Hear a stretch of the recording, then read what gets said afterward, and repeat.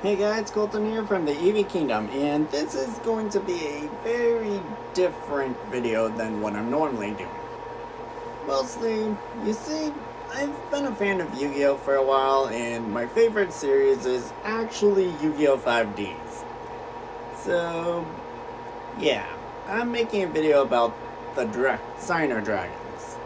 And originally I was planning on making this an entire, well, Leo was robbed of so much video, but to be fair, when I thought about it, it made sense. And so I decided to scrap that and actually go with this. See, I'll be making a how strong is each Signer Dragon video. And before you say, well, obviously Stardust and Red Dragon are the strongest, they have so many different art cards that support them. No, I'm not meaning in terms of Yu-Gi-Oh! The game. I mean in terms of the cards themselves.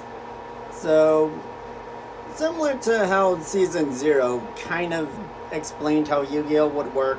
So, being able to destroy monsters isn't really gonna be a huge factor. Affecting an opponent's spell and trap card zone, though, will add more points. And with that all explained, I'll start with the very first one, and that being Blackwing Dragon. Now, this and the next two are kind of interchangeable, mostly due to how I believe they would, well, work in the rulings I said. But honestly, I think this one's the weakest. Its effect is only useful for its effect is very rarely used to its best. So being able to utilize it at its fullest is not really the best idea. Also, the fact that it's honestly just a terrible monster. So that's why I consider it the weakest. Anyways, next up is one of my personal favorites, being Stardust Dragon. Again, I said the next three are interchangeable, and to be fair, this card, I wanted it here because of how not fully used it is. Well, mostly it not destroying all other cards. But to be fair, some of the higher ranking Signer Dragon cards are actually cards that don't really destroy opponents' monsters. Hence why I said, well, again, these three are interchangeable. But I placed that here because, well, all it really does is prevent destruction by destroying itself. Again, still my favorite, but just due to how rarely that effect would be in use. Yeah, especially with everything destroying it. Again, and with how many cards made that are specifically meant to destroy cards.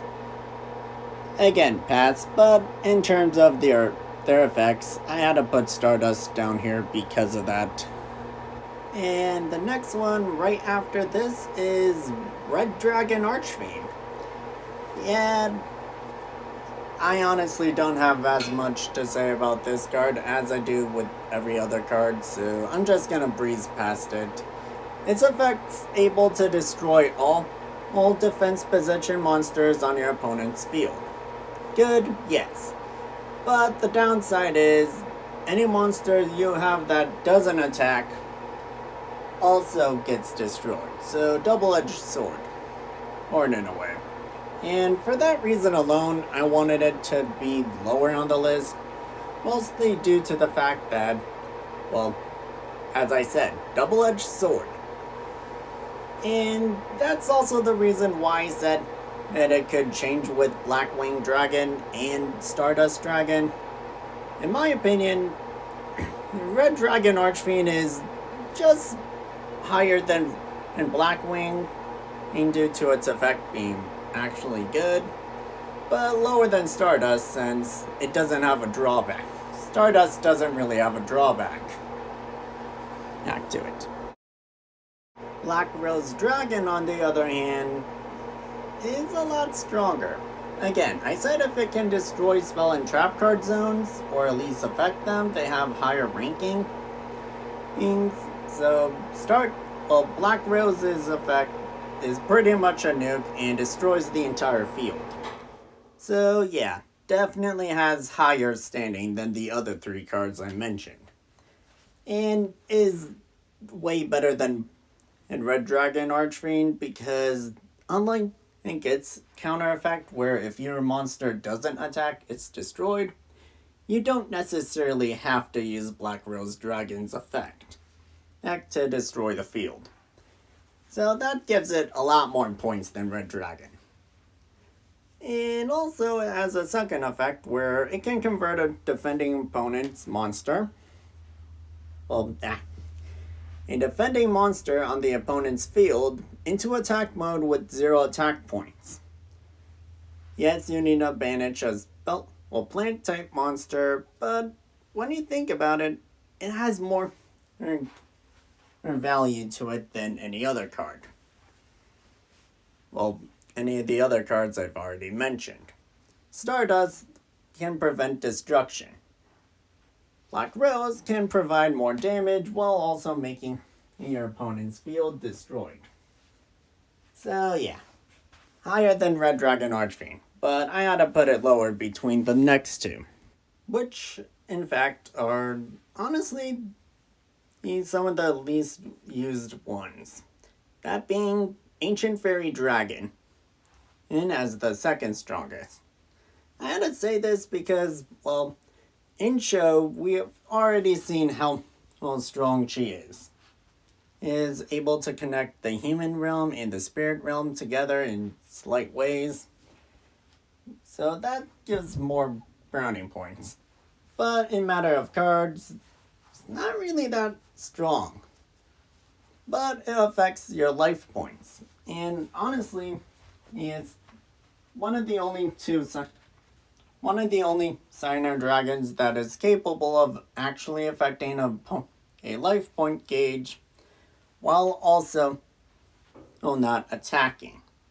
So a little more credit here. Also it gives you a free field spell. So yeah, a little bit of points.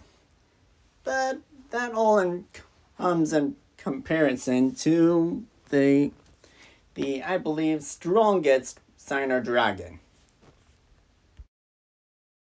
Yep, the rambling I made at the beginning of this video made complete sense because Lifestream Dragon, aka Power Tool Dragon without the armor, is the strongest Signer Dragon. Now, before you say, really Colton, really? You picked this over every other Signer Dragon. Yes, and again, I was going to rant about it, but again, made sense in Lord, so I couldn't. But keep in mind, Lifestream's effect literally changes your life points to 4,000. Doesn't matter how high or how low all your life points are, you instantly gain 4,000 just from synchro summoning it. And also, it can prevent its own destruction by, banishing an equip spell from your graveyard. Now, the equip spell thing, not really impressive. Stardust already does that by banishing itself, or sending itself to the graveyard. But the fact is, Lifestream Dragon is capable of manipulating life points on summon. Ancient Fairy, as I already said, and being the second strongest due to the similar effect, can only do it by destroying a field spell. When they're able to pretty much give life or take some life from the player who summons you, that's impressive. So yeah, in my opinion, Lifestream Dragon is the strongest Signer Dragon. not including the Crimson Dragon. I mean out of the 6 signers. So anyway, so to end this off before I end the video, Leo was literally robbed by Crow. Anyways, I'm gonna end it there before I start another ramble. I really hope you liked this video. I took a little bit of time to figure out what made each Signer Dragon strong in its own right and wanted to label it myself. If you guys actually want to do this yourself, please go ahead and do it. And if you want, let me know in the comments which dragon you think is actually the strongest and weakest in your opinion. I really want to know. I normally read the comments, so yeah. Also, this video was surprisingly a lot longer than I originally thought it was going to be. I honestly thought it was going to be around like 10 to 7 minutes. And it's already at least past that. So yeah, good on me. And again, different than what I normally do on YouTube, but hey, I wanted to do some different things. I am going to post another video tomorrow, and that's going to be a little more different than what I'm normally used to, but again, need to get back in the swing of it, so doing some different things might help me and clear my head, get better at making videos again, and also help me remember to make videos.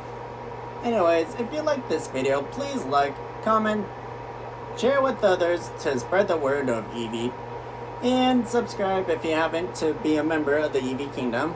I know that outro is different, but again, wanted to try something new. Anyways, I hope to see you all in the next video. See ya!